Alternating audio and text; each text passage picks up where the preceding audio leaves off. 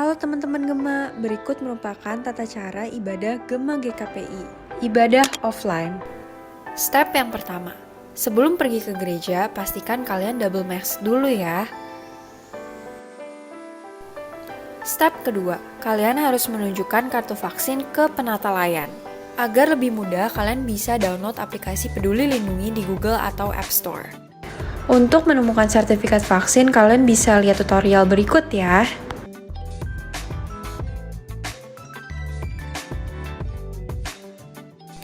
Step yang ketiga, jangan lupa untuk mencuci tangan sebelum masuk ke ruang ibadah.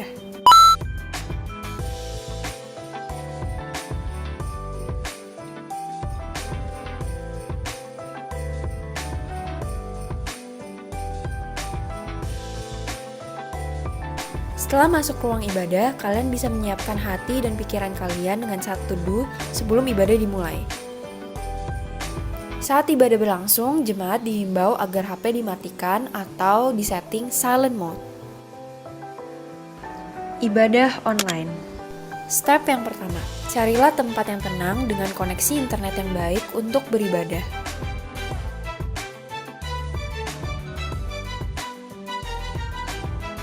Step yang kedua, saat ibadah online, kami harapkan kalian berpakaian rapi dan sopan seperti selayaknya ibadah offline.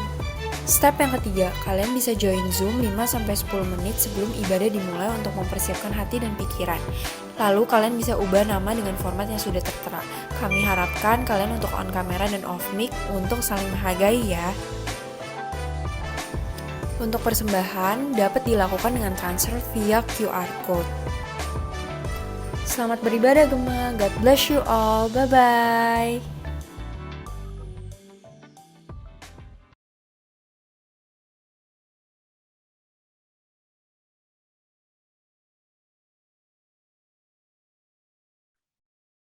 Shalom semua. Sebelum memulai ibadah kita pada hari ini, saya mau ngajak teman-teman yang bisa buka kamera, boleh buka kameranya ya. Ataupun yang kalau misalnya koneksinya buruk, ya nggak apa-apa kalau nggak bisa buka kamera. Tapi saya harap semuanya stay di Zoom ya, jangan ditinggalin gitu ibadahnya. Oke, sebelum kita mulai, mari kita saat teduh sejenak.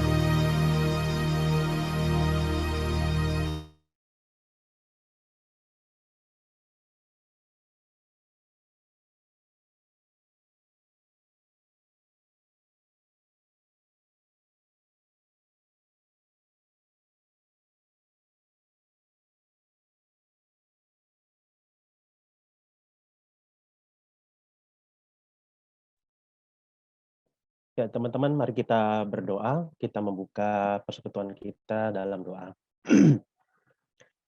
Ya, Bapak, terima kasih kalau pada pagi hari ini kami bisa kembali berjumpa meskipun secara virtual. Kiranya Engkau yang berkenan memberkati persekutuan kami pada pagi hari ini, dan biarlah seperti pujian yang tadi kami naikkan, bahwa kami mau belajar untuk menyerahkan hidup kami sepenuhnya kepada Tuhan. Apapun yang kami miliki, kami mau persembahkan kepada Tuhan. Baik itu studi kami, baik itu kemampuan kami, baik itu waktu kami mau persembahkan kepada Tuhan dengan segenap hati kami. Dan biarlah ibadah ini berkenan di hadapan-Mu, Engkau juga yang berkenan menyertai setiap kami, dan jaringan internet yang kami gunakan di tempat masing-masing, sehingga tidak menghalangi kami untuk beribadah kepada Tuhan, bersekutu dengan teman-teman seiman kami. Kami mau berdoa untuk setiap kami yang sekarang sedang menjalani studi, baik di sekolah di SMP, di jenjang SMA atau SMK, ataupun juga yang kuliah. Tuhan yang berikan kami semangat, Tuhan yang berikan kepada kami sukacita, Tuhan yang berikan kami kesukaan dalam belajar, karena kami bukan sekedar untuk mengejar nilai, studi bukan sekedar sebuah beban, tetapi sebuah kesempatan untuk kami mempersiapkan diri, menyambut masa depan yang telah tersedia di hadapan kami. Tuhan juga yang tolong kami kalau mungkin kami sekarang studi secara virtual, mungkin masih pembelajaran jarak jauh. Tuhan yang juga sertai sehingga kami bisa tetap fokus dalam belajar, tidak kemudian melakukan hal yang berbeda, hal yang lain sembari studi, sehingga akhirnya kami tidak mendapatkan manfaat apa-apa melalui studi online yang kami ikuti. Berdoa juga untuk setiap kami yang bekerja, Tuhan juga yang berikan kepada kami kekuatan, sukacita, semangat, dan kalau mungkin harus bekerja ke kantor, ke tempat kerja, tidak dari rumah, Tuhan yang lindungi dan jagai kesehatan kami, sehingga kami bisa tetap bekerja dengan sungguh-sungguh dan tetap sehat, khususnya di masa-masa pandemi virus corona, varian Omikron yang semakin menyebar luas. Berdoa juga ya Tuhan, kalau penyebaran virus corona Omikron ini semakin meluas dan berdampak kepada banyak orang dan juga kepada banyak instansi pendidikan. Biarlah Tuhan yang menolong untuk pihak instansi pendidikan, baik sekolah negeri maupun swasta, diberikan hikmat bijaksana dalam menyikapi perkembangan yang ada, sehingga bisa mencegah penularan virus corona. Tuhan yang sertai juga pemerintah berhikmat bijaksana ketika sekarang sudah mulai hendak menggalakkan booster atau vaksinasi ketiga bagi masyarakat. Tuhan yang tolong sertai sehingga pengaturannya bisa baik, bisa rapih, tidak berantakan, tidak sembarangan, apalagi ada kecurangan dengan pemberian vaksin-vaksin kosong yang akhirnya malah membohongi masyarakat. Berdoa juga untuk rencana pemerintah yang akan memindahkan ibu kota pemerintahan ke Kalimantan dengan ibu kota baru kami adalah Nusantara.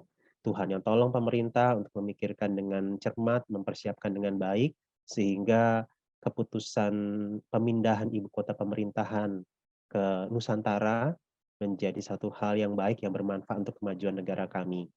Kami berdoa juga untuk gereja kami. Tuhan, terima kasih Engkau yang terus menopang dan memelihara.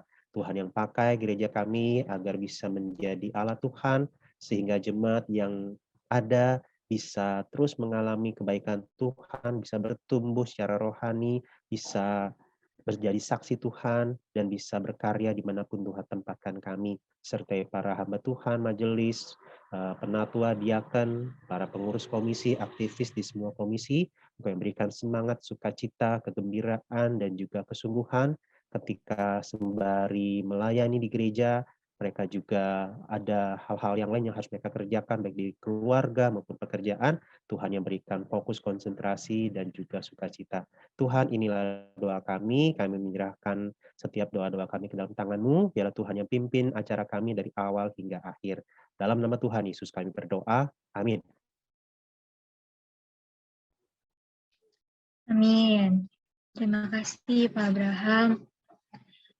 Shalom teman-teman. Kita minggu ini tuh kayaknya tuh ngelanjutin dari minggu lalu ya. Kita mau bahas tuh kayak hasil dari minggu lalu mungkin ya bisa dibilang ya. Minggu lalu pada ada kan ya, pada datang kan, ikutkan itu yang apa namanya seminar dan juga tesnya pasti kan. Nah, setelah tahu nih kita kemampuan kita di mana, talenta kita di mana gitu kan. Tentunya kita mau dong gunain itu untuk di kehidupan sehari-hari kita untuk menyenangkan hati Tuhan, bener kan? Gak cuma aku dong di sini yang excited kan setelah tahu, oh ternyata talenta gue di sini loh, ternyata gue mampu loh untuk ngelakuin hal itu di sini gitu. Maka itu kita tuh nggak boleh lelah dalam melakukan apa yang kita bisa untuk menolong orang lain di kehidupan kita gitu. Jangan lelah.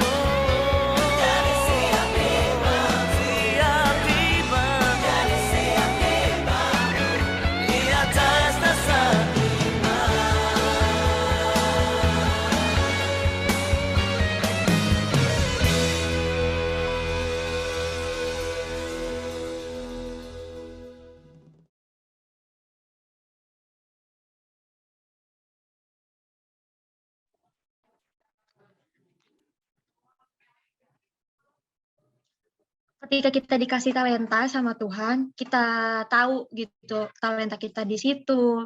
Kita juga mengerjakan itu dengan sepenuh hati di ladang-ladangnya Tuhan ya, untuk menghasilkan hal yang baik gitu kan.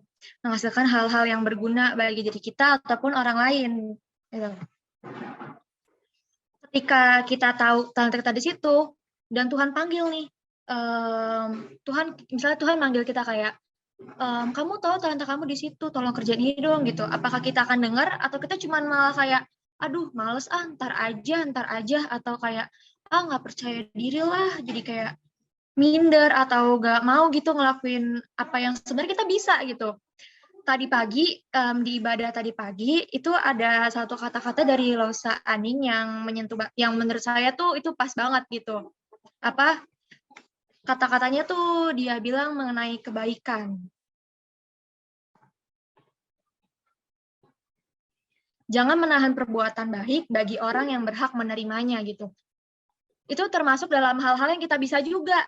Jangan sampai kita tahu nih, bagian kita di sini, ngerjain kita tuh di sini. Tapi kita nolak untuk ngelakuin itu gitu kan. Kita jadi kayak menghambat manfaat untuk diri kita dan orang sekitarnya nggak sih gitu. Jadi kita tuh mau sama-sama belajar teman-teman untuk mendengar panggilan Tuhan di mana kita mengerjakan bagian kita gitu, memberikan yang terbaik untuk Tuhan. NKB 126, Tuhan memanggilmu.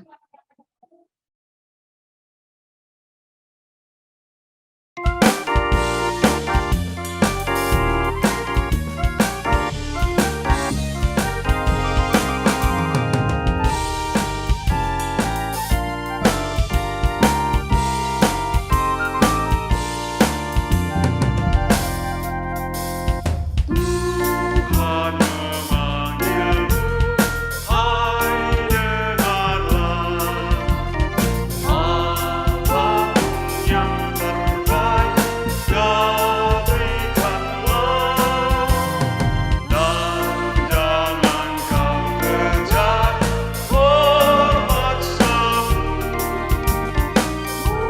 muliakan saja Yesus Tuhanmu. Dia karya diberkatinya, namun yang terbaik dimintanya. Walaupun tak besar talentamu, yang terbaik kepada Tuhanmu.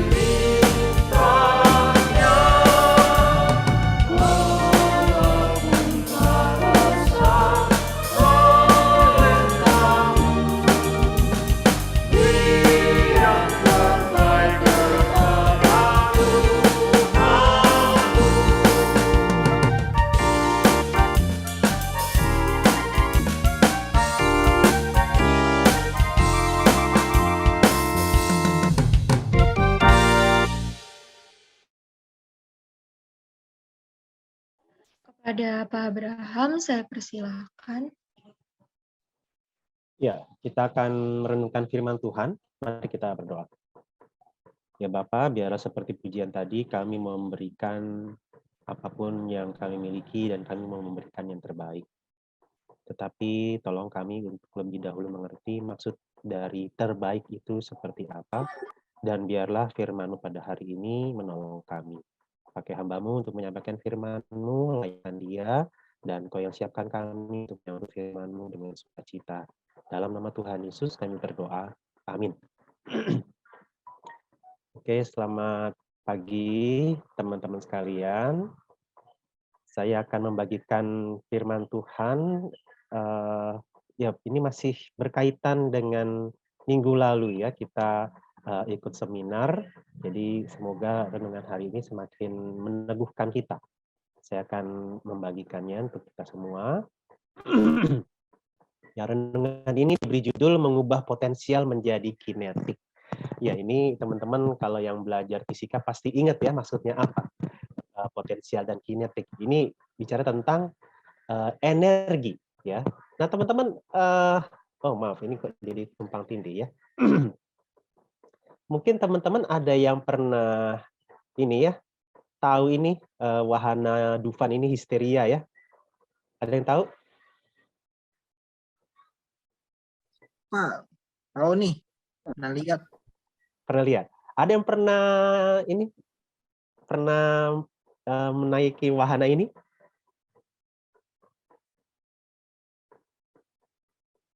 Ada? Belum? Belum ya? Oh, oke. Atau oh ini sorry ini gambar belakangnya sebenarnya ada gambar juga nih, ini wahana Niagara ya. Ada yang pernah ke Dufan ya, teman-teman? Ada? Oh, atau gini dulu deh. Dari yang teman-teman, kalau misalnya teman-teman pernah ke Dufan, wahana apa yang teman-teman paling suka? Ini bukan promosi ya, tapi siapa tahu mungkin nanti ke depan kita Gema bisa ada acara kebersamaan ke sana ya, kalau udah nggak pandemi lagi. Wahana apa dari Dufan kalau teman-teman pernah ke sana yang paling teman-teman suka?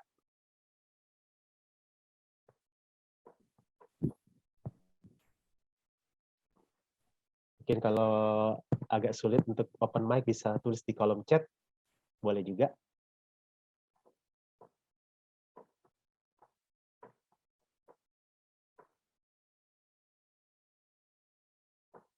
Atau Dufan kurang ini ya, kurang menantang ya.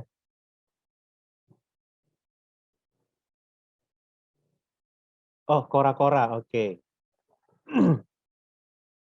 Semua yang tidak tinggi karena bahaya ya. Oh, halilintar. Iya. Ada yang namanya halilintar. Oh, oke. Ada yang belum pernah ya, Devani belum pernah. Kora-kora, oh semua yang nggak tinggi. Oh, berarti Pak Jovanka pernah, cuman yang tinggi-tinggi nggak pernah dicoba ya. Oke. Nah, teman-teman, oke, ya.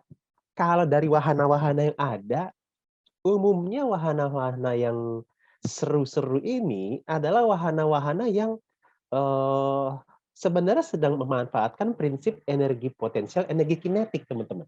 Jadi misalnya seperti histeria ini, awalnya orang-orang yang berada dalam wahana ini mereka dibawa ke atas, naik sampai kepada titik tertentu atau titik tertinggi dari wahana ini. Nah, dari situ, nah itu energi potensial itu tinggi sekali, besar sekali, baru kemudian dijatuhkan ya, tapi nggak langsung lepas ya semuanya, mati bukan, tapi mungkin turunlah itu mesinnya ya, sehingga anak-anak ini atau orang-orang yang ikut wahana ini langsung drop gitu, jadi mereka tegang antara takut, seneng, dan thrilled ya, kayak nyes-nyes gitu, bergetar. Nah, jadi teman-teman justru yang membuat wahana-wahana ini bisa menjadi wahana yang menarik dan seru karena adanya pemanfaatan energi potensial dan energi kinetik. Bagaimana energi potensial di wahana tersebut dikumpulkan sampai titik tertentu baru kemudian dilepaskan menjadi energi kinetik yang membuat rasanya nyes gitu. Seperti ibaratnya teman-teman kalau naik mobil dari tanjakan tiba-tiba keturunan zzz begitu. Ya, demikian juga ya, ini polanya seperti itu. Jadi kira-kira gambarnya ya seperti ini teman-teman ya. Kita naik sepeda dari awalnya energi kinetik itu terus lama-lama jadi pelan berhenti. Begitu berhenti di situ energi potensialnya yang paling besarnya di situ. Setelah itu begitu turunan itu energi potensial menjadi energi kinetik dan di situ rasanya nyes dan itu seru sekali ya. Nah, jadi teman-teman yang membuatnya nyes adalah karena itu tadi ada pemanfaatan perubahan dari energi potensial kepada energi kinetik. Nah, teman-teman yang menjadi pertanyaan sekarang, bagaimana dengan energi potensial yang kita miliki? Bagaimana energi potensial yang kita miliki ini bisa menjadi energi kinetik di dalam kehidupan kita? Dan ini sekaligus sebagai follow up dari seminar kita minggu lalu. Nah, teman-teman, minggu lalu juga sempat sang pembicara memberikan mengutip beberapa bagian dari perumpamaan tentang talenta. Mungkin teman-teman ada yang pernah tahu. Jadi perumpamaan tentang talenta yang dimaksud adalah dari Matius 25 ayat 14 sampai 30. Memang saya tidak ajak kita baca seluruhnya ayat-ayat ini, tapi ada beberapa hal yang saya ringkas bahwa di dalam perumpamaan ini ada hamba yang diberikan 5 talenta, ada hamba yang diberikan 2 talenta, dan hamba yang ketiga diberikan 1 talenta. Nah, jadi talenta di sini mata uang atau uang ya, kemungkinan uang perak begitu, tetapi nominalnya talenta. Nah, kemudian singkat cerita ketika sang tuannya kembali dari perjalanannya, dia berjumpa dengan hamba-hambanya, dan hamba yang tadinya diberikan 5 talenta, ternyata kemudian dia mengembangkannya dengan menjadi 5 talenta lagi, alias total jadi 10 talenta. Nah, hamba yang diberikan 2 talenta, kemudian mengembangkannya, sehingga jadi bertambah 2 talenta, sehingga total 4 talenta. Sedangkan yang 1 talenta, dia tidak lakukan apa-apa, melainkan hanya sembunyikan di dalam tanah, sehingga tetap hanya 1 talenta. Nah, teman-teman, dari sini saya ajak kita untuk lihat beberapa hal. Yang pertama itu dari karakternya. Karakter dari tokoh-tokoh yang ada. Dan menariknya, karakter dari tokoh-tokoh yang ada itu ternyata ada kesamaannya. Baik itu hamba dengan 5 talenta maupun hamba dengan 2 talenta. Meskipun jumlah talenta mereka berbeda, dan pemberian talenta yang berbeda oleh sang tuan ini berdasarkan pengenalan si tuan terhadap mereka. Nah, tetapi yang difokuskan adalah karakternya. Nah, di dalam ayat 19 sampai ke 21 ini karakter dari si hamba dengan 5 talenta. Lama sesudah itu pulanglah tuan hamba-hamba itu lalu mengadakan perhitungan dengan mereka. Hamba yang menerima 5 talenta itu datang dan ia membawa laba 5 talenta. Katanya, Tuan, 5 talenta Tuan percayakan kepadaku. Lihat, aku telah beroleh laba 5 talenta. Maka kata tuannya itu kepadanya, baik sekali perbuatanmu itu, hai hambaku yang taat dan setia. Engkau telah setia dalam perkara kecil. Aku akan memberikan kepadamu tanggung jawab dalam perkara yang besar. Masuklah dan turutlah dalam kebahagiaan tuanmu. Nah, demikian pula dengan hamba yang memiliki 2 talenta. Lalu datanglah hamba yang menerima 2 talenta itu. Katanya, Tuan, 2 talenta Tuan percayakan kepadaku. Lihat, aku telah beroleh laba 2 talenta. Maka kata tuannya itu kepadanya, baik sekali perbuatanmu itu, hai hambaku yang baik dan setia. Engkau telah setia memikul tanggung jawab dalam perkara yang kecil. Aku akan memberikan kepadamu tanggung jawab dalam perkara yang besar. Masuklah dan turutlah dalam kebahagiaan tuanmu. Nah, jadi teman-teman, meskipun yang 1 5 talenta, yang 1 lagi 2 talenta, dan pengembangan mereka adalah 5 jadi 10, 2 jadi 4, kalau dari segi jumlah drastis sekali ya. Dari awalnya 5 dengan 2, jadinya 10 dengan 4. Selisihnya jadi jauh. Tetapi meskipun selisihnya jadi jauh, kata-kata yang disampaikan oleh sang tuan terhadap kedua hambanya ini sama.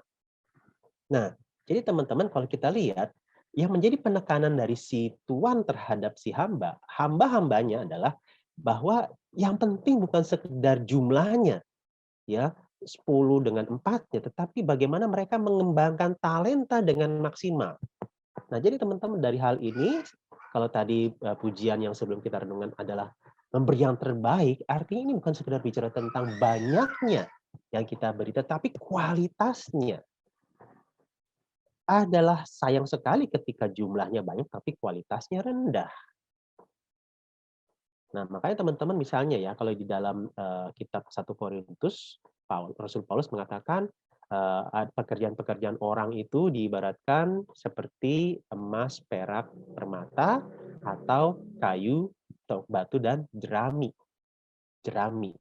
Nah, teman-teman, ini yang menarik. Jadi Paulus memberikan 2 jenis, 2 kelompok barang yang menggambarkan kerja, bukan pekerjaan work ya, tetapi upaya, perbuatan, tindakan dari orang-orang percaya diibaratkan dengan 2 kelompok tadi, emas, perak, permata. Nah, emas, perak, permata biasanya kita itu temukan barang-barang ini dalam jumlah yang sangat sedikit.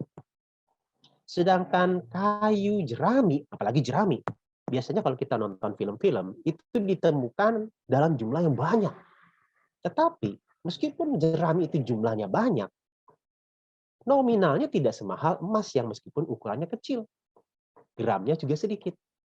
Dan yang kedua, ketika diuji dengan api, jerami itu meskipun banyak nanti hangus. Sedangkan emas ketika diuji dengan api, dibakar dengan api, justru makin terlihat kualitasnya.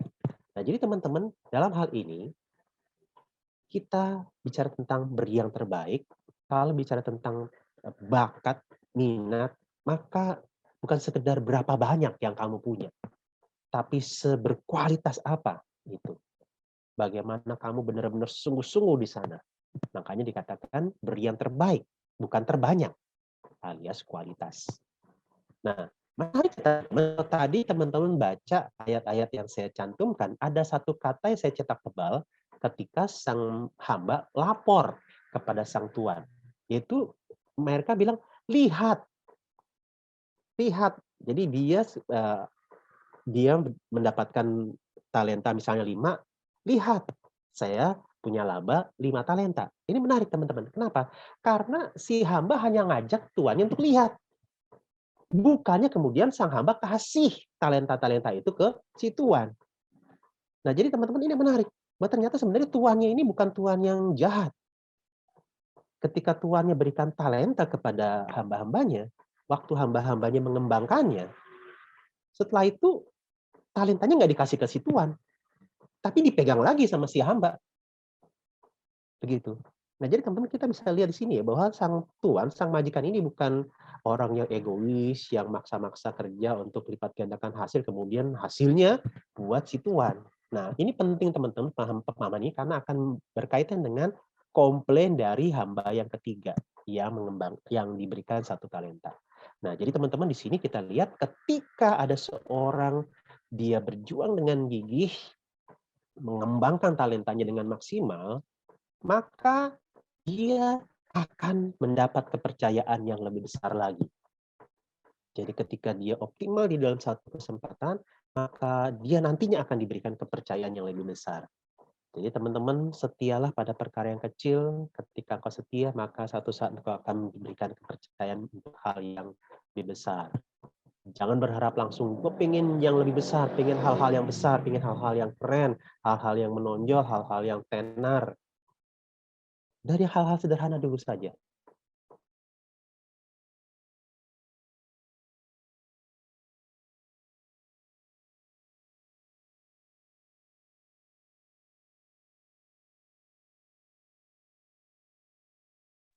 Oh,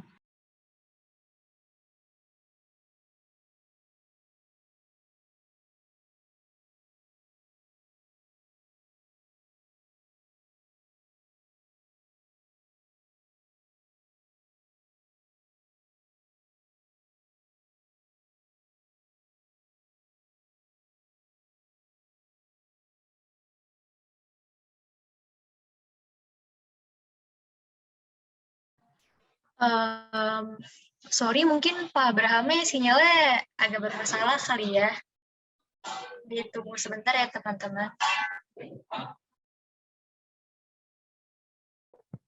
Halo teman-teman, sorry tadi internetnya keputus ya. Maaf, saya coba share screen lagi ya. Oke, tadi sampai sini ya teman-teman ya. Jadi ketika kita belajar untuk setia pada hal-hal yang sederhana, kita maksimal di situ, kita pasti akan dipercayakan hal-hal yang besar satu saat. Nah, kita fokus kepada lanjutnya, yaitu kepada hamba dengan 1 talenta. Nah, ketika hamba dengan 1 talenta ini datang menghadap sang raja, sang tuan maaf ya. Nah, dia bilang begini, Tuan, aku tahu bahwa Tuan adalah manusia yang kejam, yang menuai di tempat di mana Tuan tidak menabur, dan yang memungut dari tempat di mana Tuan tidak menanam. Nah, kalau di sini dibilang manusia yang kejam, dari penjelasan saya tadi jelas salah.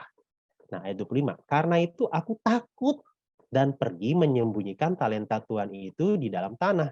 Ini, terimalah kepunyaan tuan. Maka jawab tuannya itu, hai kamu hamba yang jahat dan malas.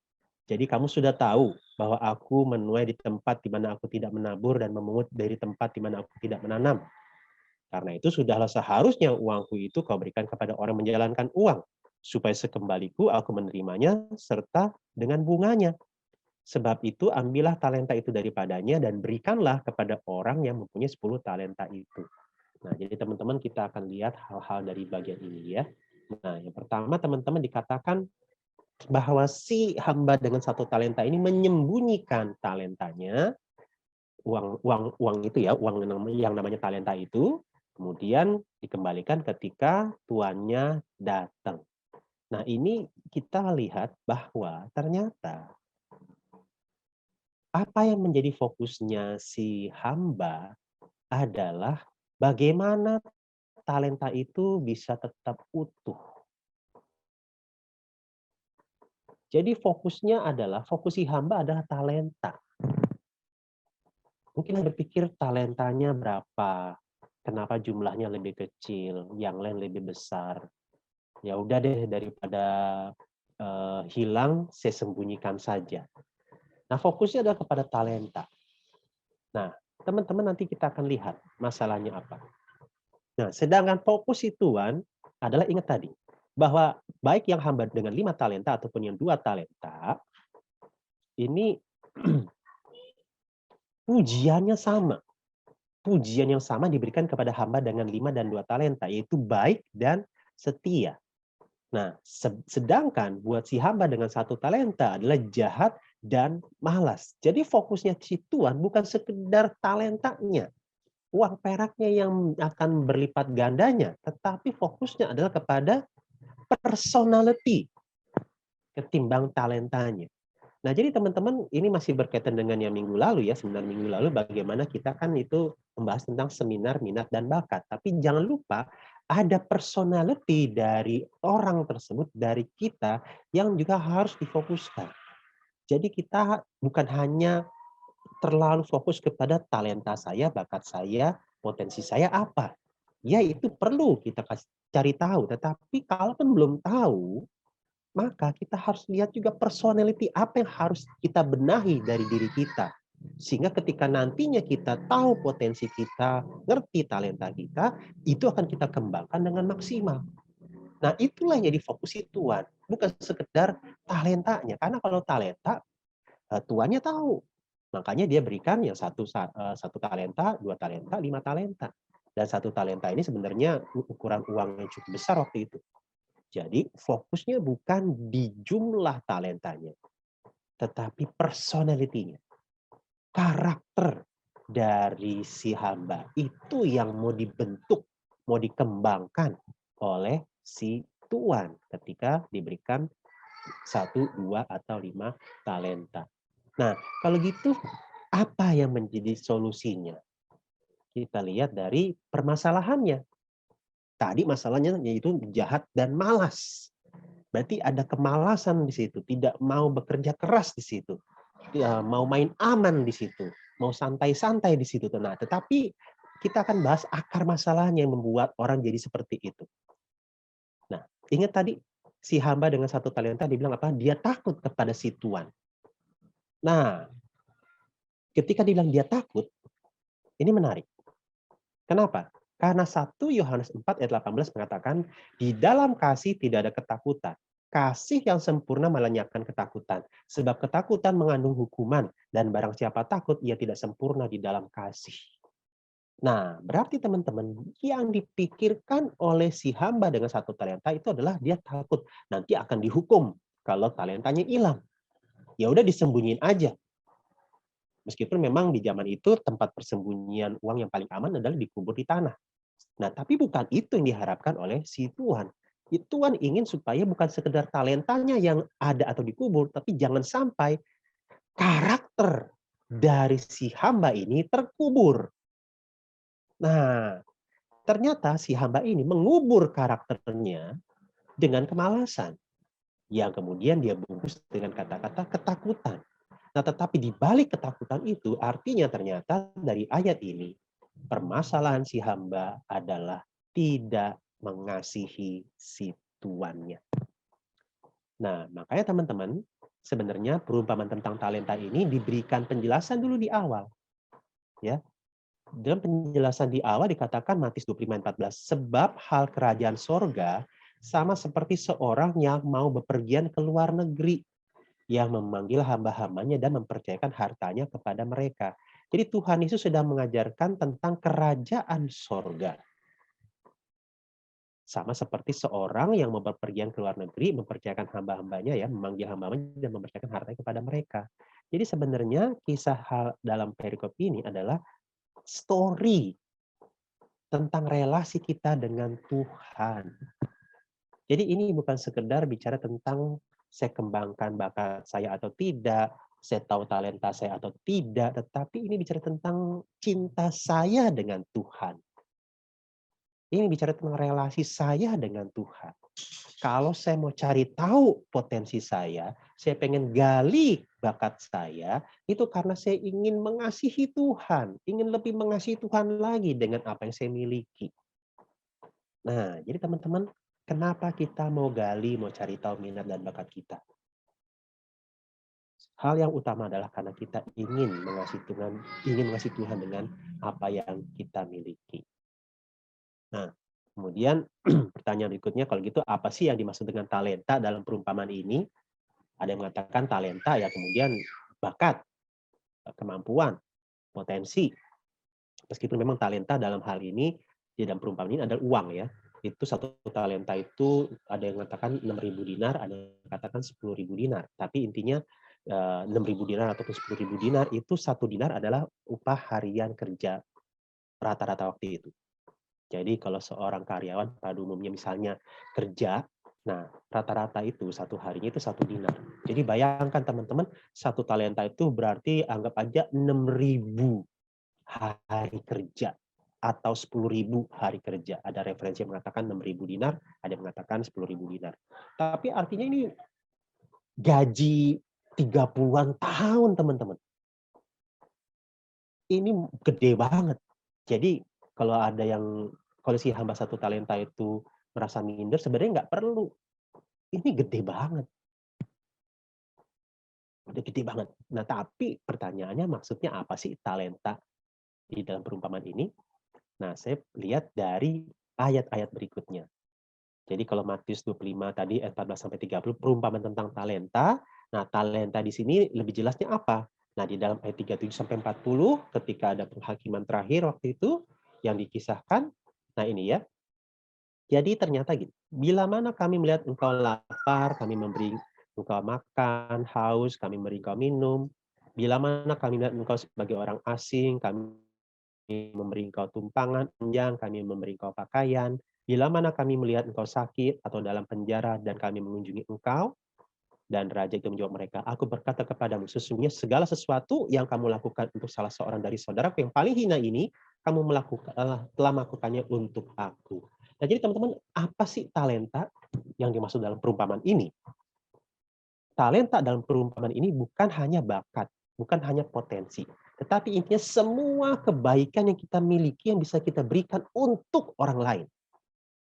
Entah itu makan, entah itu minum, entah itu bantuan, entah itu tumpangan, entah itu pakaian, atau mungkin kita kirim obat kepada teman yang sakit lewat Gojek atau Halodoc, entah kita kirim makanan ke teman yang lagi sakit lewat GrabFood atau GoFood. Itu talenta. Jadi talenta itu adalah semua kebaikan yang teman-teman miliki yang bisa berguna untuk menolong sesama kita. Itu talenta.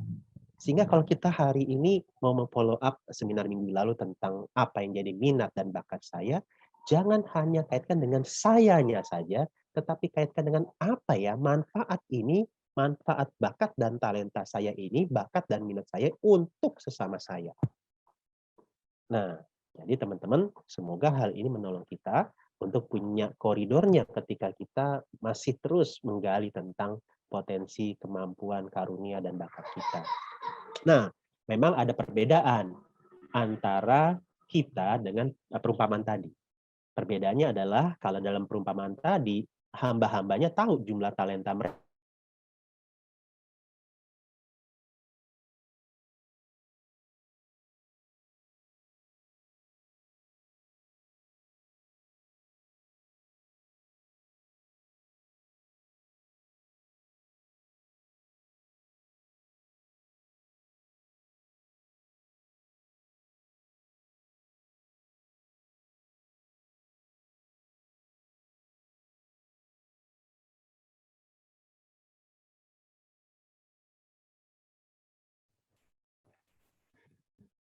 Oke, mohon bersabar ya teman-teman ya. Kayaknya Pak Abram lagi punya koneksi yang buruk di rumahnya mungkin ya.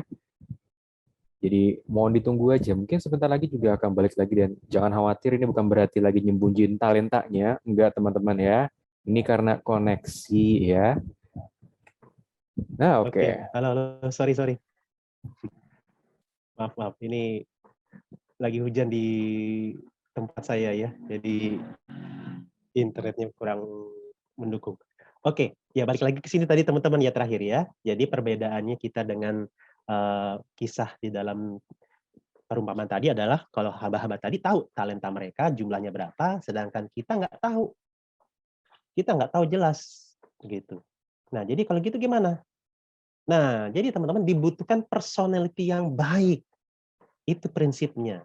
Meskipun kita tidak tahu potensial kita, meskipun kita mungkin nggak punya passion untuk hal-hal tertentu. Nah, jadi teman-teman sebagai penutup saya kira-kira begini ya. Kan tadi ketika tuannya datang, hamba-hambanya kemudian menjumpai sang tuan dan bilang, "Tuan, ini saya 5 talenta. Lihat sekarang udah jadi 10. Tuan, ini saya dikasih 2 talenta. Lihat sekarang jadi 4." Nah, teman-teman, nah kita kan nggak bisa kayak begitu. Kita kan nggak tahu kita talentanya berapa.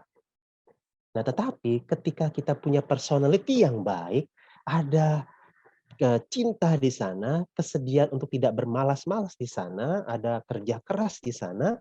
Nah, teman-teman sekarang kita coba membayangkan dengan kondisi kita yang nggak tahu dengan jelas jumlah talenta kita.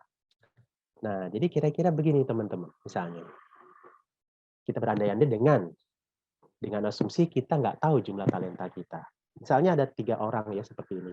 Ada yang datang, "Tuhan, aduh, saya mohon maaf, saya udah kerja keras, saya udah coba menggali potensi saya, ternyata saya hanya bisa menghasilkan 4 talenta, Tuan."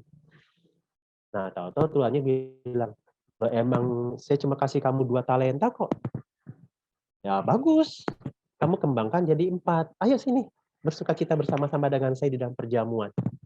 Nah, atau ada yang bilang juga misalnya, "Tuan, lihat nih, saya bisa 4 talenta nih. Lihat, saya udah kumpulin, saya bisa hasilkan 4 talenta." Nah, tahu-tahu tuannya bilang, "Lah, saya kan kasih kamu sebenarnya 5 talenta. Kenapa kok jadi malah 4 talenta? Berkurang. Harusnya dari 5 jadi 10." Nah, teman-teman artinya apa dari imajinasi ini? Dari perumpamaan imajinasi yang saya bikin ini? Artinya teman-teman, entah kita tahu atau tidak jumlah talenta kita, yang prinsipnya adalah kita mau kerja keras. Kita mau belajar, kita mau cari tahu, kita bersedia untuk belajar hal-hal baru untuk mengembangkan diri kita.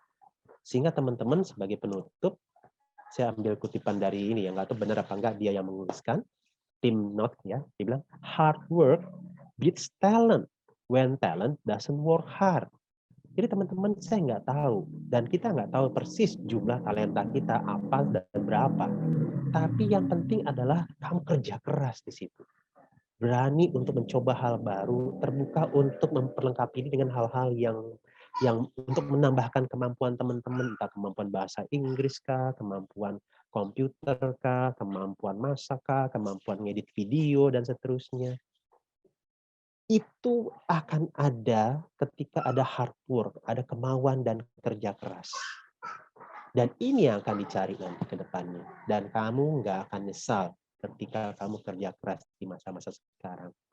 Dan saya ingat sekali ada 2 teman saya waktu dulu. ikut kuliah, yang satu pinter banget. Nah, karena pinter banget, jadi dia malas belajar. Hasilnya selalu bagus. Nah, sedangkan yang satu kurang terlalu pintar.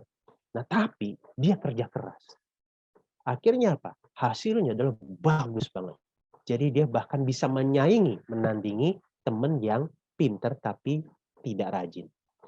Nah, teman-teman, biarlah renungan ini menolong kita, menyemangati kita, menguatkan kita untuk kita menggali potensi kita dan jangan lupa membangun personality kita. Personality yang hard work, yang inisiatif terbuka untuk hal-hal baru dan mengasihi Tuhan dengan hard work kita itu. Amin. Mari kita berdoa. Tuhan tolong kami untuk mengembangkan bukan hanya potensi kami, tetapi juga personality kami, karakter-karakter yang meneladani Kristus, ada kasih, ada kerja keras, ada kesungguhan, ada sukacita, ada kemauan keras, ada keinginan untuk melakukan kebaikan untuk sesama. Biarlah Engkau yang terus bentuk dan tempa kami. Dan pakailah wadah Gema yang kami miliki ini sebagai sarana untuk kami bisa mengembangkan baik itu potensial kami, passion kami, dan juga personality kami. Dalam nama Tuhan Yesus kami berdoa. Amin.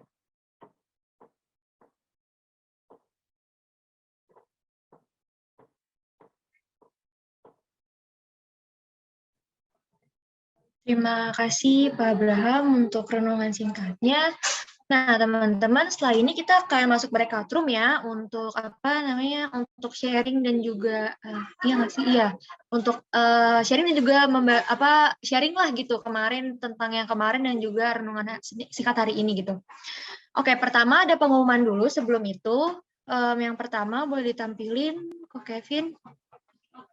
Oke, yang pertama adalah untuk teman-teman yang mau memberikan persembahan bisa ditransfer melalui QR code berikut ini ataupun ditransfer ke rekening Yayasan GKPI. Ini nomor rekeningnya. Atau teman-teman adanya OVO atau ShopeePay atau GoPay dan lain-lain boleh di-scan di QR code ini ya teman-teman. Oke, next berikutnya pengumumannya adalah